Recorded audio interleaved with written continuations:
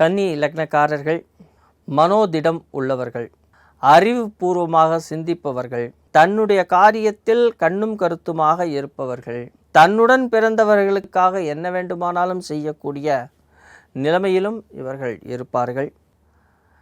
இவர்களுக்கு எவ்வாறு எதை செய்தால் வெற்றி கிடைக்கும் என்ற நுட்பம் தெரியும்.